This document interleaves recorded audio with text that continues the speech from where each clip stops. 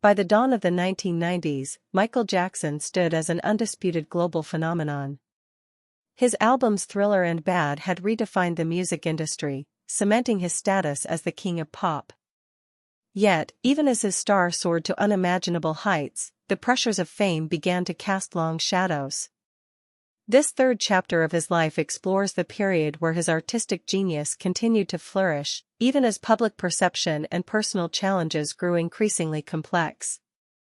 It was a time of unprecedented success intertwined with profound scrutiny, setting the stage for a dramatic and often turbulent journey that would forever alter his legacy. In 1991, Michael Jackson unleashed Dangerous, an album that marked a significant evolution in his sound and message. Moving further into new jack swing and industrial influences, he collaborated with producers like Teddy Riley to craft a more contemporary and edgy aesthetic. Tracks like Black or White and Remember the Time became instant classics, pushing boundaries with groundbreaking music videos and addressing themes of racial harmony, social justice, and personal introspection. Dangerous was not just an album, it was a powerful statement of artistic growth and continued global relevance, selling millions worldwide and dominating charts. Following the album's release, Jackson embarked on the Dangerous World Tour, a colossal undertaking that saw him perform across Europe, Asia, and South America. The tour was a spectacle of unparalleled scale, featuring elaborate stage designs, pyrotechnics, and his signature electrifying choreography. Beyond the entertainment, Jackson used the tour as a platform for his humanitarian efforts, donating millions of dollars from concert proceeds to the newly established Heal the World Foundation. This tour showcased not only his enduring showmanship but also his deep commitment to global charity, reaching an estimated 3.5 million fans. Michael Jackson's dedication to humanitarian causes became increasingly central to his public image. The Heal the World Foundation, established in 1992, aimed to provide medicine to children, combat world hunger, homelessness, and child abuse. He visited hospitals and orphanages globally, often bringing gifts and comfort to those in need. His efforts were deeply personal, driven by a genuine desire to make a difference. The foundation partnered with various organizations, raising significant funds and awareness for global issues. This commitment to philanthropy was a cornerstone of his identity, often overshadowed by later controversies. As Jackson's fame intensified, so did the media's scrutiny.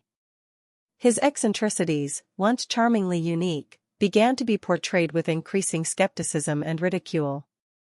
Tabloids, fueled by sensationalism, started to paint a picture of an isolated, wacko-jacko living in a fantasy world. His physical appearance, which underwent noticeable changes, became a constant subject of speculation, as did his friendships with children and his reclusive lifestyle at Neverland Ranch. This shift in narrative marked a turning point, transforming him from a universally beloved icon into a figure of fascination, suspicion, and often, cruel caricature.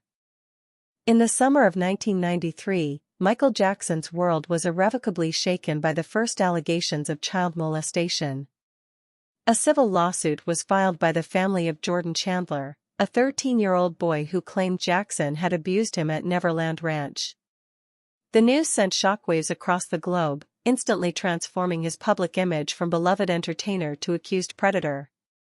The allegations, though yet unproven, ignited an unprecedented media frenzy, subjecting Jackson to intense public scrutiny and initiating a profound and devastating period of personal and professional turmoil that would follow him for the rest of his life.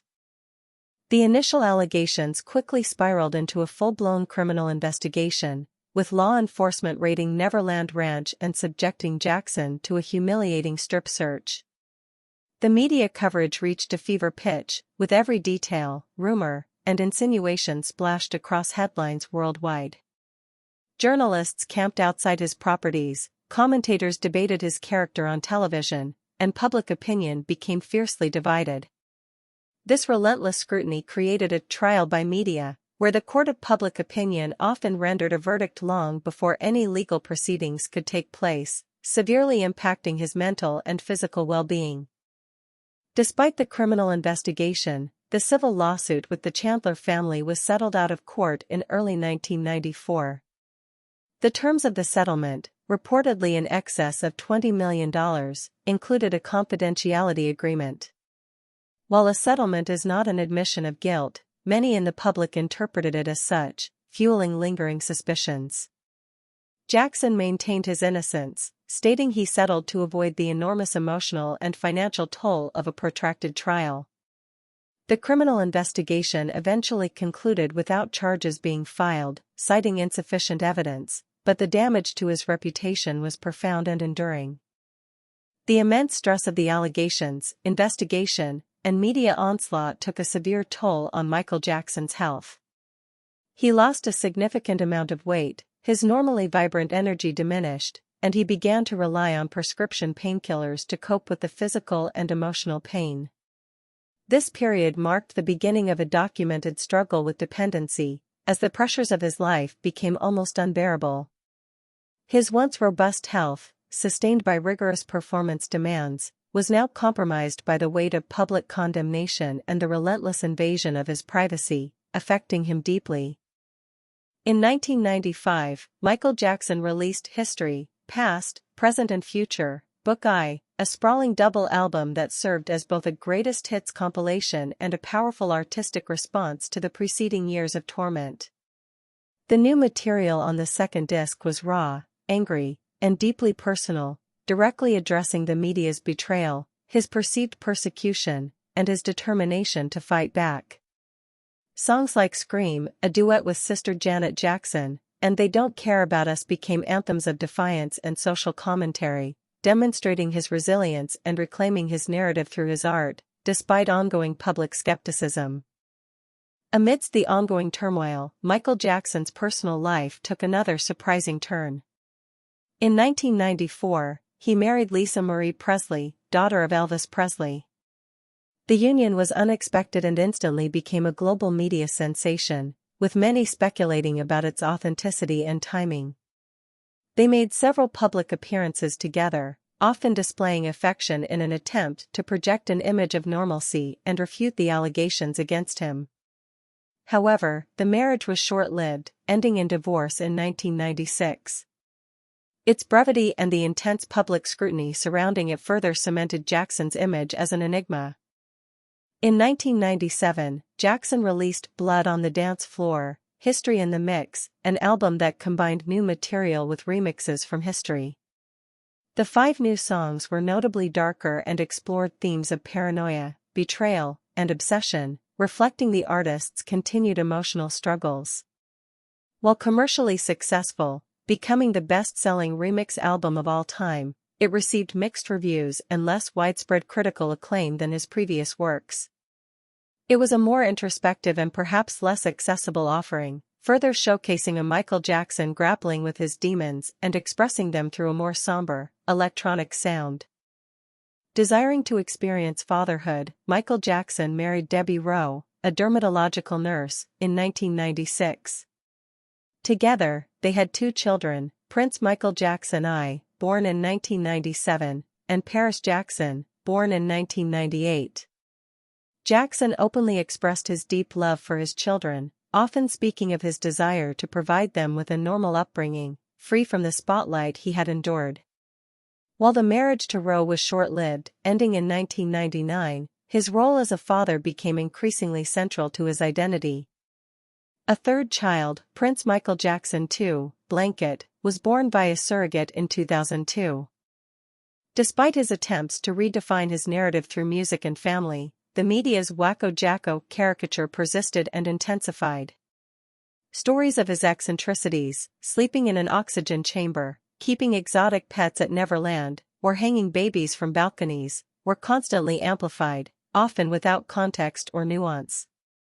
This sensationalized portrayal overshadowed his artistic achievements and humanitarian work, making it increasingly difficult for the public to separate the myth from the man. The constant barrage of negative press created a feedback loop, cementing an image of an otherworldly recluse, disconnected from reality. In 2001, after a 6-year hiatus from new studio albums, Michael Jackson released Invincible. Featuring a contemporary R&B sound, the album aimed to re-establish his dominance in a rapidly changing music landscape. Despite a massive marketing campaign and a reported budget of $30 million, Invincible struggled to meet the monumental sales expectations set by his previous works.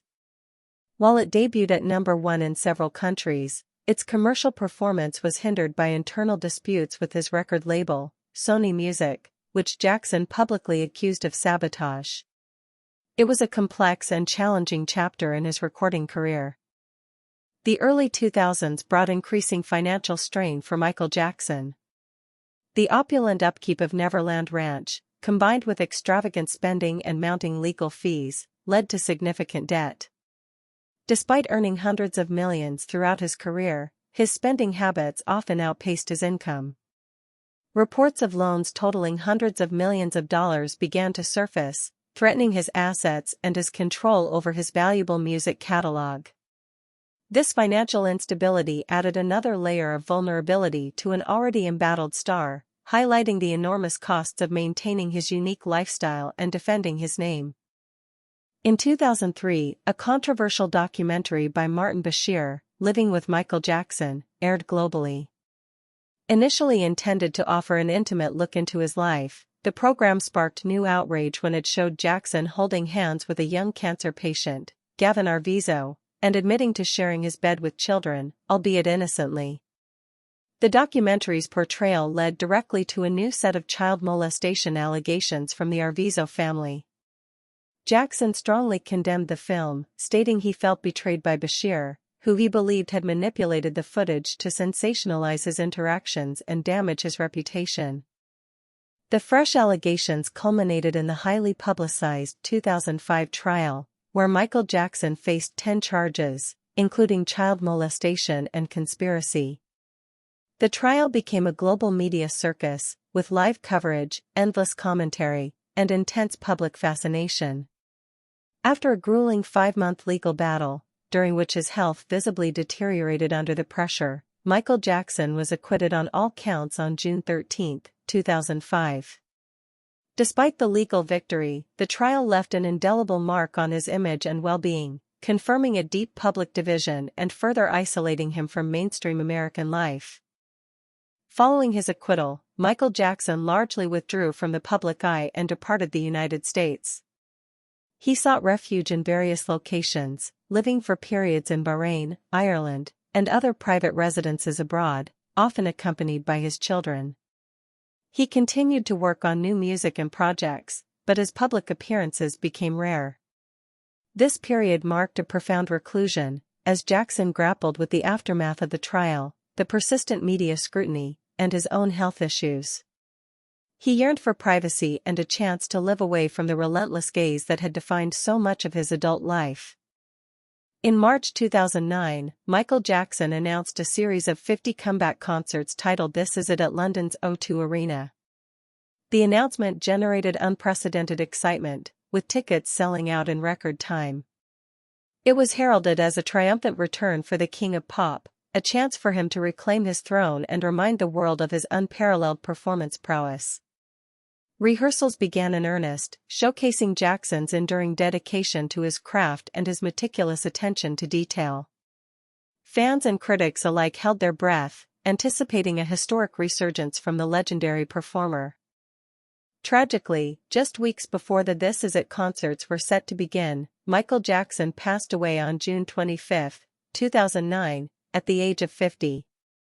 His death, ruled a homicide due to an overdose of propofol administered by his personal physician, sent shockwaves around the world. Fans mourned globally, spontaneously creating memorials, and tributes poured in from across the music industry and beyond. His sudden demise brought an abrupt and sorrowful end to a life marked by both extraordinary artistic achievement and profound personal struggle, leaving an unfinished chapter in his comeback story. Michael Jackson's life, in its final chapter, remained as complex and contradictory as ever. He left behind an unparalleled musical catalog, a vast cultural impact, and a legacy that continues to be debated and celebrated. His humanitarian vision, groundbreaking artistry, and pioneering music videos cemented his place as one of the most influential figures in entertainment history. Yet, the shadow of the allegations and personal struggles also remains a part of his story. His death amplified the conversation, ensuring that his music, his life, and his complicated persona would continue to fascinate and resonate for generations to come.